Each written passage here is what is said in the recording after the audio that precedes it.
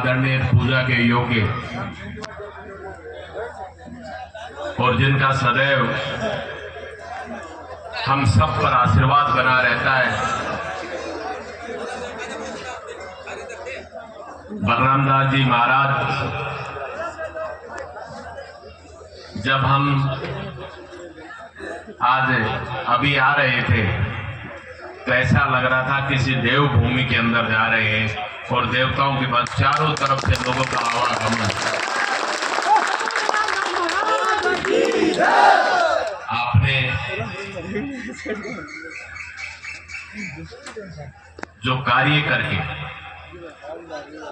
अकेले बांसुर ही नहीं, कोटपुतली, बांसुर, नीम का थाना, नांगल चौधरी, आसपास के क्षेत्र, विराटनगर, छापरा, एक पहचान बनाई, एक संदेश दिया कि जब भी धरा पे महान पुरुषों का जन्म होता है तो महान पुरुष सदैव सूर्य की भांति चमकते। रात होती है, अंधेरा छाता है, लेकिन जैसे ही सूर्य निकलता है चारों तरफ रोशनी फैलती है। और जिस दिन से आपने यहां पे मंदिर में अपने कदम रखे और वो रोशनी पूरे 5-10 फैसलों के अंदर बिखेरने का जो काम किया, हम सबको जो मार्गदर्शन देने का काम किया,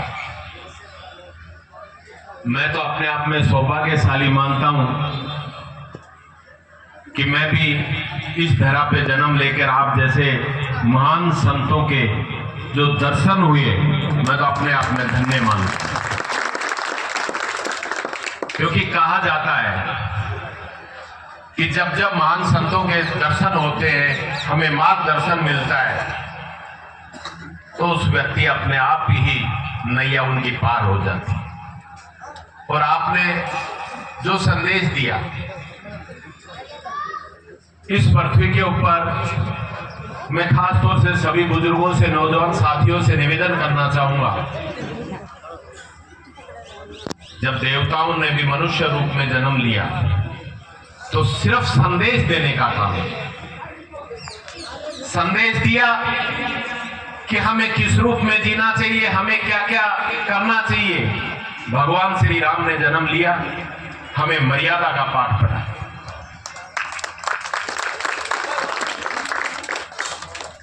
और जो अजर अमर, जिनके दर पर हम सब लोग आते हैं, माथा टेकते हैं और इस क्षेत्र की, कोटपुतली क्षेत्र के उज्जवल भविष्य की कामना करते हैं, बजरंगबली जी, जिन्होंने संदेश दिया कि अगर आप किसी की भक्ति करो तो इस रूप में करो कि जब तक पृथ्वी रहे, जब तक ये ब्रह्मांड रहे, तब तक लोग आपको याद करें। और आज भी जब हम भक्ति की बात करते हैं तो बाबा बजरंगबली से बढ़कर इस पृथ्वी के ऊपर कोई भक्त नहीं।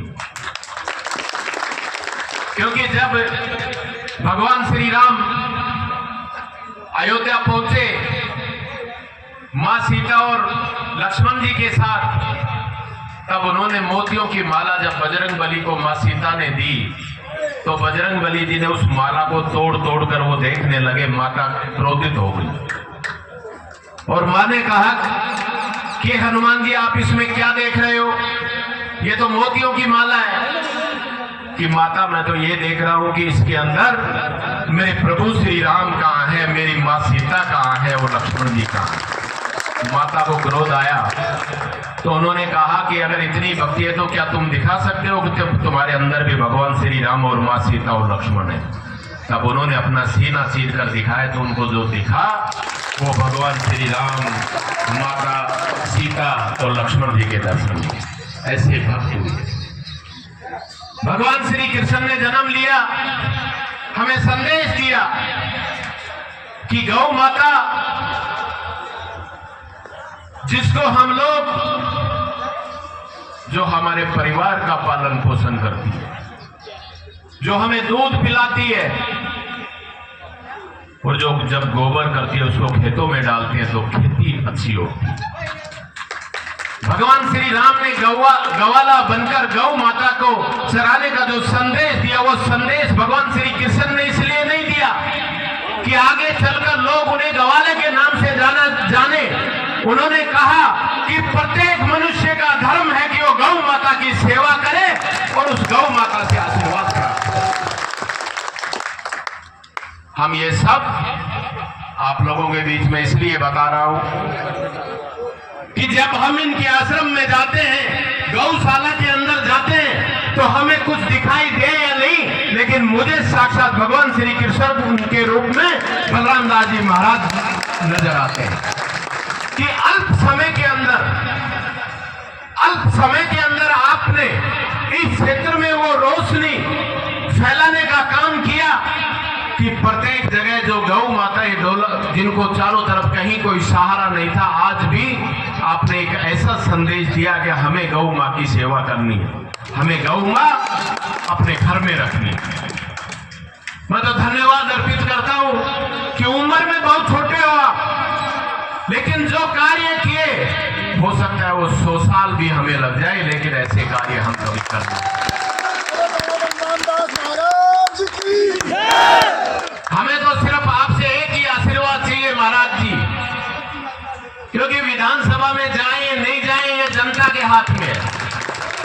हम तो ये चाहते हैं कि आप हमारे संरक्षक बनकर सदैव हम लोगों को मार्गदर्शन देते रहें और इसी प्रकार इस क्षेत्र का विकास करें।